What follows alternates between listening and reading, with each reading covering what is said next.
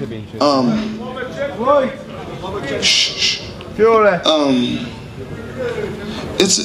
a couple guys, you know, that's up there in pound for pound. Right now, if I had to say the guy that's number one in pound for pound, and I'm not just saying this because it's two guys. Well, the most exciting fighter in boxing right now is Gervonta Tank Davis. He's the most exciting. At the end of the day, I think he's 22 and 0 with 21 knockouts. Hands down, Gervonta Davis is the most exciting fighter in the sport of boxing right now. In your eyes. And pound for pound, I would have to say Terence Crawford. Terence Crawford is the number one guy, pound for pound.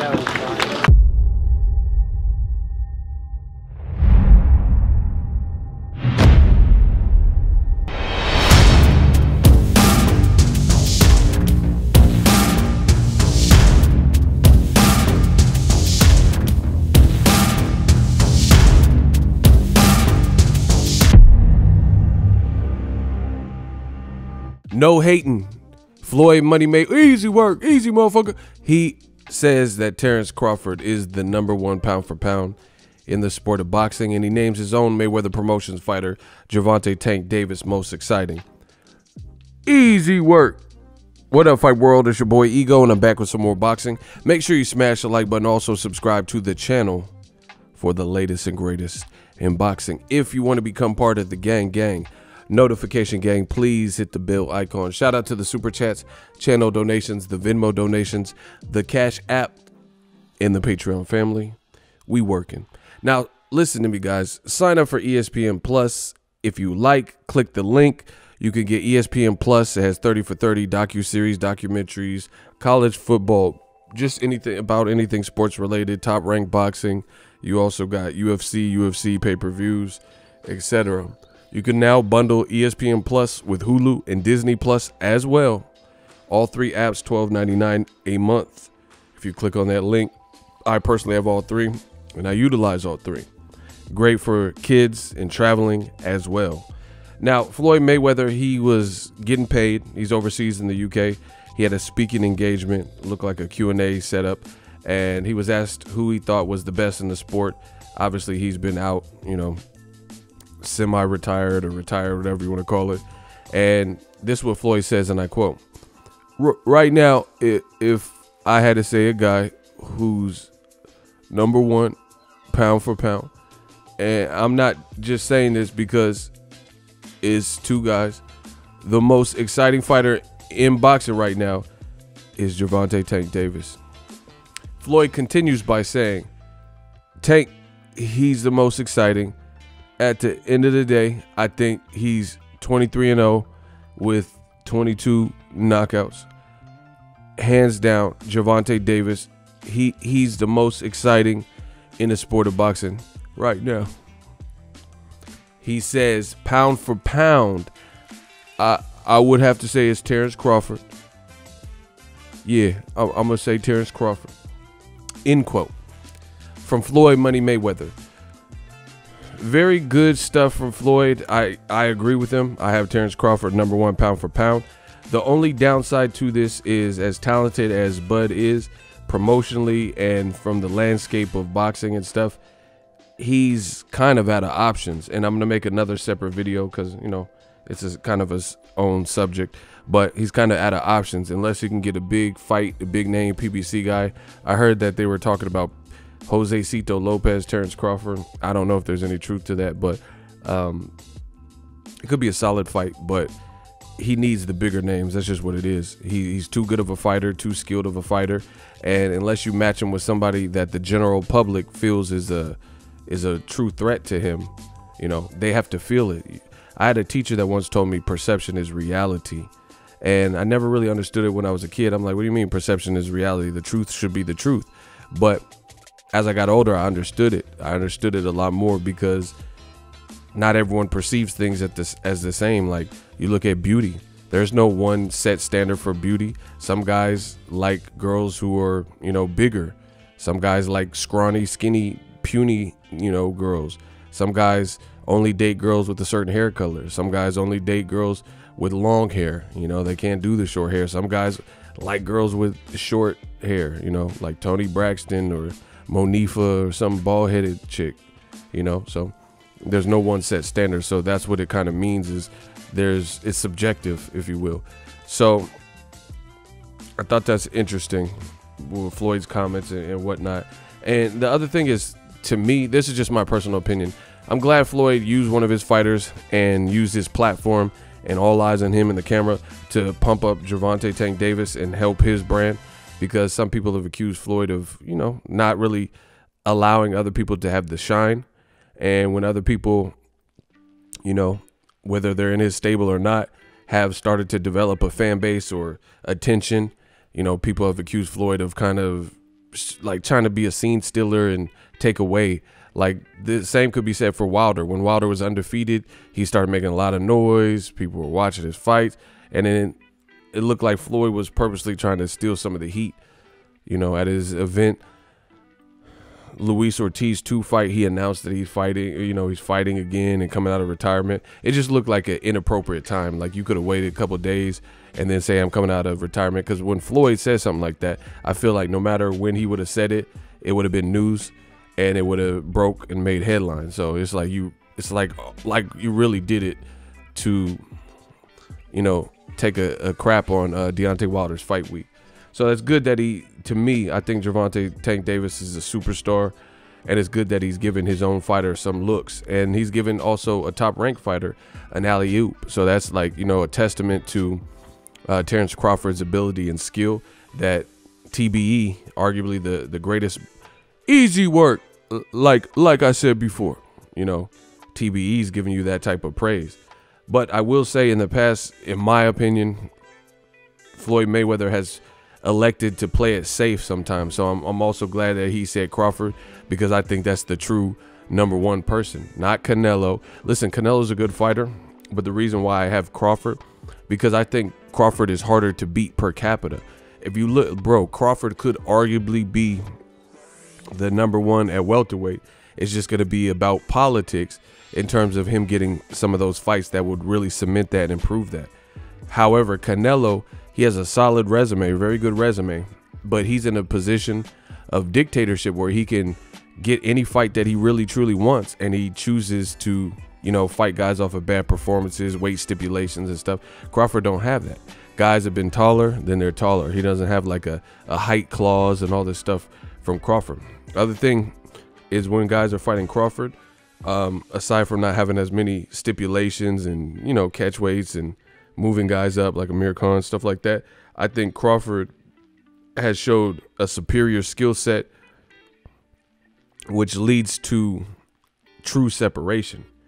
Canelo, the best names he's fought, I don't think it's been true separation. You know, I thought he beat Golovkin in the rematch, but Golovkin came on pretty strong and hurt him in the second half of the fight. But I did have Canelo winning that fight. First fight, I had Golovkin winning, you know, and some people even had Golovkin winning both fights. So that's not true separation if the jury's out, you know, from the masses of people that watched it, at least one, maybe even two of those fights. Same thing with the Lara fight. I really thought Lara beat him. Close fight, but I thought Lara beat him. We know Floyd destroyed Canelo and had him looking foolish. So, you know, to me, even the Cotto fight, some people said, I thought Canelo beat Cotto. You know, I truly did. But it wasn't like he pulled away. Like, to me, Mayweather pulled away from Cotto a lot better. And the thing is, Cotto looked tiny next to Canelo. Floyd wasn't tiny. Cotto looked bigger than Canelo. I mean, bigger than Floyd. You see what I'm saying? So Floyd is a rare anomaly in the sport where he don't have to be bigger than guys and he can still make them look bad. Canelo, some of the guys that he's done the worst were guys where, you know, there's weight stipulations and or he was considered the bigger guy, the bigger puncher. He's the guy more experienced at that weight. He was the star, you know what I'm saying? We've seen Floyd backed up where he's fought bigger people and it's all looked the same. So personally, I think Crawford, he's more in that vein. You know, I have no problem with Canelo being on the pound for pound list because he deserves to be on it. But that's why I have Terence Crawford #1, because his skills are second to none. And unfortunately, he's not in the position like Canelo where he could just dictate and make the Spence fight happen. Danny Garcia, Mikey Garcia, you know, it is a lot more politics. Canelo, I think he has a little bit more leeway and a little bit more pull to make those fights happen. He's choosing not to. He's choosing to fight guys off bad performances, fight Kovalev when no one asked him to go to 175, etc. So beyond that, like I said, separation, Crawford, to me, has showed more separation where, you know, even if he had some tough rounds, he starts pulling away in an insane fashion. Jose Benavidez, competitive at first, pulls away, gets a knockout last round. Jeff Horn, I don't even think that was competitive. But Pacquiao, people, listen, Pacquiao just beat Keith Thurman, and Pacquiao struggled with Jeff Horn. Crawford demolished him. I was at the fight. Stopped him, demolished him. It was over, you know. And Jeff Horn was considered supposed to be the bigger puncher. That was Crawford's very first fight at 147. So he moved up from 140 up 7 pounds and destroyed a guy that the legend in Pacquiao had trouble with and technically lost to. I thought Pacquiao should have won the fight, but, you know, it was close, and it's really kind of Pacquiao's fault for even allowing it to be that type of fight where it's subjective. So to me, I think his skill set is just at the moment too big. The only downside, like I said, is he's not in the position to nab any of the fights that he wants, you know, or to be necessarily the A side and commandeer and dictate those negotiations and things like that. So I don't know. I don't know how long it'll hold that position if he fails or his team fails to be able to line up some of the bigger name fights, because boxing is a what have you done for me lately sport. You get me? So it's kind of hard if people keep continuing to prove, like, let's say Wilder knocks out Tyson Fury in the rematch and then he goes on and knocks out Joshua. If people's careers keep evolving and they keep doing other stuff, that shifts the pendulum. Let's say Inouye starts knocking out everybody in his division again, you know, I can't. If people are fighting better competition, if Errol Spence knocks out Pacquiao, you know, we have to consider all these things. So these could cause shifts. And unfortunately, the politics as they sit, if Crawford doesn't get the big names, then he could end up getting passed by somebody else off of, you know, a string of good performance and good recent wins, if that makes sense. But, you know, that's for another video. Floyd Mayweather, shout out to him for doing that, because like I said in the past, I think Floyd has oftentimes like played it safe and said stuff like Roman Gonzalez, Chocolatito. I don't even think he knows that much about Chocolatito like that, but I remember Floyd got asked about Chocolatito and he said he was #1, and knowing how much Floyd knows about the sport, I don't think he really believed that Chocolatito was the guy to beat. He's cool, great, you know, with the offensive selection of punches, but I don't think Floyd truly thought he was pound for pound. And it was like really out of Chocolatito and Andre Ward. So to me, it kind of seemed like back then Floyd was kind of hating, you know, kind of hating on Andre Ward. Just like people felt like Floyd was hating on Deontay Wilder for whatever reason. You know, he said some pretty foul things about Andre Ward. Said, oh, you know, he really lost to Kovalev. And, you know, he just made it sound worse than what it was. I was at the Ward Kovalev 1 and 2, and I thought Dre won both fights. First fight was closer, obviously. And he said, like, oh, Virgil Hunter, he ain't never fought. He can't teach me nothing. You know what I'm saying? He was just, like, real snarky about the situation. But anyway, that was that. That's the past. Shout out to Floyd for at least giving credit to somebody who's not really associated or in concert with him and Terence Crawford. I do think Crawford is the goods and he has the skills. So we'll see. You know, I don't really even like doing pound for pound lists, but I think it's apparent that Crawford's skill is just ridiculous. Like, Crawford is in a position where they have to build fighters to fight him. You know what I'm saying? Like, they talking about Regis Prograis, Josh Taylor, Jose Ramirez. You know, maybe at one point they were looking at Amir Imam. They got to try to find somebody with top rank that could even pose a challenge, because they know it's not going to sell. But you look at even like a Lomachenko, who some people said is up there on the pound for pound list. You don't have to build nothing. Teofimo, that's a great fight. That's going to show us a lot about where Lomachenko's really at for real. You know, you didn't have to get somebody to move up from 30 to finally challenge Lomachenko. I think there's a lot of guys right now that would challenge Lomachenko, arguably beat him. Devin Haney, Teofimo, Gervonta Tank Davis. You know, I even think like a Miguel Berchelt would be a tough fight for Lomachenko based on the styles. Lomachenko lost to a Mexican fighter in Orlando Salido and didn't really fare well with that style, to my you know, to my recollection, I can't think of anybody else even remotely close to a Salido that he's ever fought. He didn't rematch Salido, so I can't think of anyone he fought after Salido that has that same style. Gary Russell don't fight like Salido, where it's just like by any means necessary, durable, rugged. Yeah, Gary Russell's, he was, at that time, he didn't even have the resume that he does now, like fighting King Tug and Johnny Gonzalez and Oscar Escandón and stuff like that. So he was kind of inexperienced as a pro. That was his big step up. Name was Lomachenko. But beyond that, he's more of a tactical, technical fighter, and he said he had some things go wrong in camp. So anyway, I don't want to make this video too long. That's my thoughts.